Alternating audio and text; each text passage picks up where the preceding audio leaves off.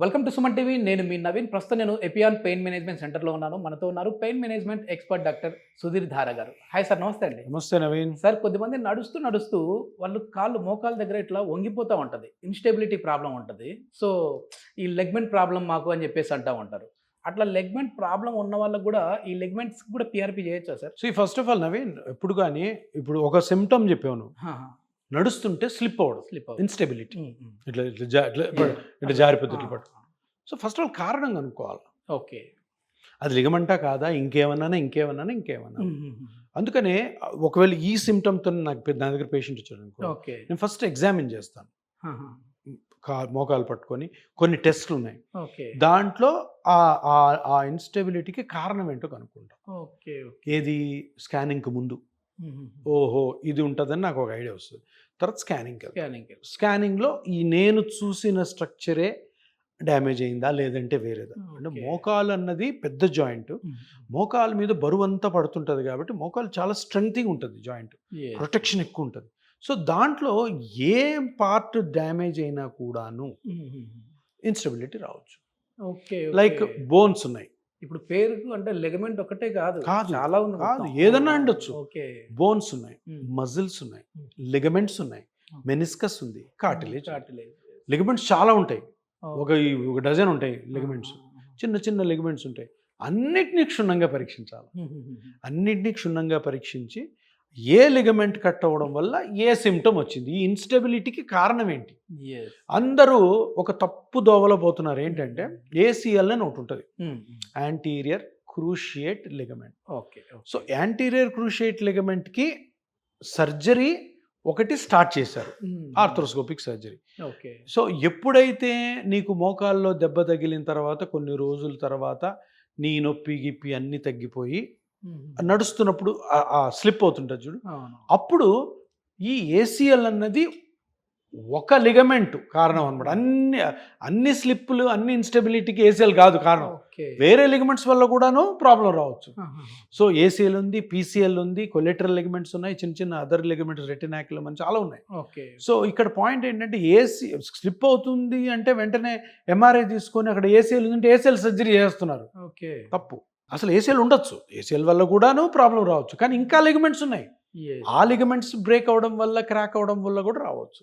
So అందుకని always అందరూ అంటే ఇప్పుడు చాలామంది ఒక లెవెల్ ఆఫ్ ఎడ్యుకేషన్ ఉన్న ప్రతి పేషెంట్కి తెలిసి ఏసీఎల్ నాకు కట్ అయింది, ఏసీఎల్ కట్ అయింది, నేను ఏసీఎల్ ఆపరేషన్ చేసుకున్నాను, నాకు పెయిన్ తగ్గలేదు, నాకు ఈ స్లిప్పింగ్ కూడా తగ్గలేదు అని నా దగ్గరకు వస్తుంటారు.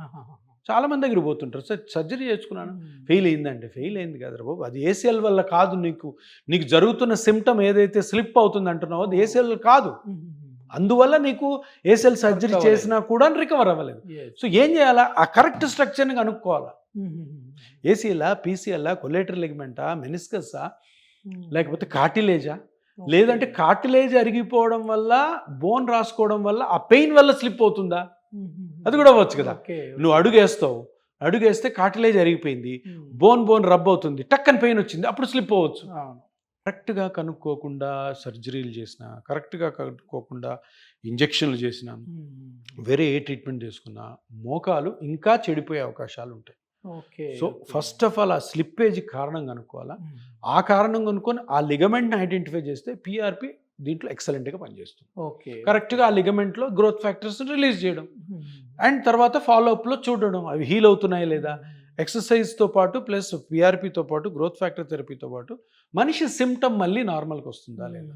టకామని సర్జరీ చేసుకున్నాం అనుకో, చెప్తున్నా చేయొచ్చు, కానీ చేసిన తర్వాత సిమ్టమ్ ఇది కాకపోతే, రికవర్ కాకపోగా సర్జరీ వల్ల తొందరగా ఆస్టియోఆర్థరైటిస్ వస్తుంది, గుజ్జు జరిగిపోతుంది, తొందరగా నీ ఆస్టియోఆర్థరైటిస్ వచ్చి ఇంకా కార్టిలేజ్ అరిగిపోయి పెయిన్ ఎక్కువ అవుతుంది. ఇప్పుడు పిఆర్పి అంటేనే ఒక అపోహ ఉంది, అంటే ఇది ఓన్లీ గుజ్జు అరిగిన చోట మాత్రం గుజ్జును తీసుకొని వస్తుంది అని చెప్పేసి అది మాత్రమే ఉంది, అంటే ఈ లెగమెంట్ కూడా పని వస్తుంది. చాలా బాగా పనిచేస్తుంది. పాయింట్ ఏంటంటే సార్ ఇది ఇప్పుడు నవీన్ ఎలా ఉంటుందంటే, ఇప్పుడు లిగమెంట్ కట్ అయింది, మెనిస్కస్ కట్ అయింది, కార్టిలేజ్ తగ్గిపోయింది, ఇవన్నీ ఏంటి, ఇవన్నీ సాఫ్ట్ పార్ట్స్, మెత్తటి పదార్థాలు.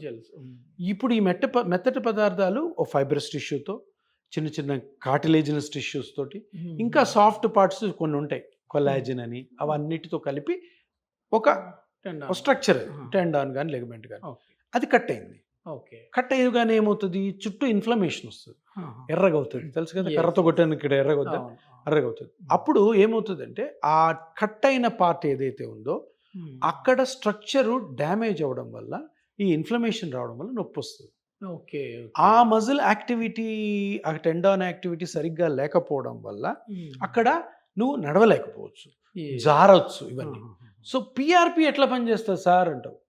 పిఆర్పి ఏం పనిచేస్తుంది, నువ్వు ఏదైతే కట్ అయిందో ఆ ఫైబ్రస్ టిష్యూ అవచ్చు, కార్టిలేజినస్ టిష్యూ అవచ్చు, టెండినస్ స్ట్రక్చర్ అవచ్చు, అక్కడ నువ్వు ఏం రిలీజ్ చేస్తున్నావు, పిఆర్పిలోని గ్రోత్ ఫ్యాక్టర్స్.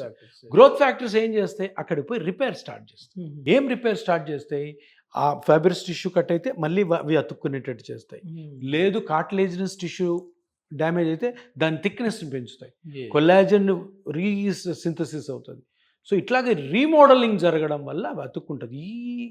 ఈ కాన్సెప్ట్ 50-60 సంవత్సరాల క్రితం నుంచి ఉంది. దాన్ని సరిగ్గా వాడలేదు ఎవరు. ఏం చేశారు, లిగమెంట్ కట్ అయింది, కొన్ని రోజులు చూడడము, లిగమెంట్ కట్ అయిన దానివల్ల వచ్చే సిమ్టమ్కి ఇంక ఇంప్రూవ్మెంట్ లేదు, మందులతో ఫిజియోథెరపీ కావట్లేదు, దాన్ని కుట్టడం. సర్జరీ ఏంటంటే కుట్టడం. ఇది కట్ అయింది, కుట్టు, దగ్గర పెట్టు, కుట్టు. దానికి డిఫరెంట్ మెటీరియల్స్. ఇంతమంది ఓపెన్ చేసి కుట్టేవాళ్ళు, ఇప్పుడు స్కోప్ వేసేసి ఒక 3-4 స్కోప్స్ వేసి దాన్ని కుట్టడం. సో ఇక్కడ ఆ కుట్టడం అన్నది ఒక క్రూడ్ మెథడ్, ఈ గ్రోత్ ఫ్యాక్టర్ థెరపీ అన్నది సోఫిస్టికేటెడ్ మెథడ్. సింపుల్గా చిన్న ఇంజెక్షన్తో. ఇది ఎవరు డినైట్ చేయలేరు. అపోహ అన్నది అపోహ కాదు, అపోహ చేశారు. ఎందుకు, దీన్ని డెవలప్ చేయడం కోసం దీన్ని అపోహ చేశారు. ఈరోజు జనాల్లో మార్పు వచ్చింది. People are believing in PRP. ఎందుకు, పిఆర్పి అందరూ చేస్తున్నారు, అందరికీ మంచి రిజల్ట్ వస్తున్నాయి, పేషెంట్ బిలీఫ్ స్టార్ట్ అయింది కాబట్టి సర్జరీని దూరం పెడుతున్నారు. సర్జరీ చెడ్డదని చెప్పాం, కానీ సర్జరీ దాని టైం వేరు, లాస్ట్ రిసార్ట్. సో పిఆర్పి ఎట్లా పనిచేస్తుంది, లిగమెంట్స్లో కార్టిలేజ్ ఒక్కటే పెంచుతుంది కాదు, కార్టిలేజ్ పెంచుతుంది, లిగమెంట్ని అతికిస్తుంది, టెండాన్స్ని హీల్ చేస్తుంది. సో ఇవన్నీ ప్రూవ్ అనేవి, ఎవరు నేను చెప్పేవి కాదు, ప్రూవ్ అను. దాని పేరే growth factors. Plasma, platelet rich plasma, దాంట్లో గ్రోత్ ఫ్యాక్టర్స్. గ్రోత్ ఫ్యాక్టర్స్ ఏం చేస్తాయి, గ్రో చేస్తాయి. దాని పేరే అది కదా. హెయిర్ని గ్రో చేస్తాయి, ముడతలు బాగుంటాయి. ఎక్కడ ఏ ప్రాబ్లం ఉన్నా ఈ పిఆర్పి అనేది చెయ్యొచ్చు. కాకపోతే దానికి ఎక్స్పీరియన్స్ ఉండాలా, దాని కరెక్ట్ డాక్టర్ ఉండాలి. నిజంగా. ఎందుకంటే పిఆర్పిని ఒకప్పుడు చాలా వరకు కూడా అసలు ఇది పనిచేయదనే వాళ్ళు. కానీ ఎందుకు సార్, ఇప్పుడు షూట్కి మీరు చాలా బిజీగా ఉంటారు, మీతో షూట్ అన్న తర్వాత నేను అక్కడ ఒక 1/2 అవర్ వెయిట్ చేశా. ఆ వెయిట్ చేసిన టైంలో కూడా వాళ్ళతో మాట్లాడాను. అక్కడ ఏమ్మా ఎట్లుందంటే, సార్ నాది ఇది 2వ సిట్టింగ్ సారు, 4 సిట్టింగ్లు పడతాయి, తర్వాత మీకు రిజల్ట్ కనపడుతుంది అన్నారు, నాకు 2వ సిట్టింగ్లోనే రిజల్ట్స్ వచ్చాయి సార్ అంటున్నారు.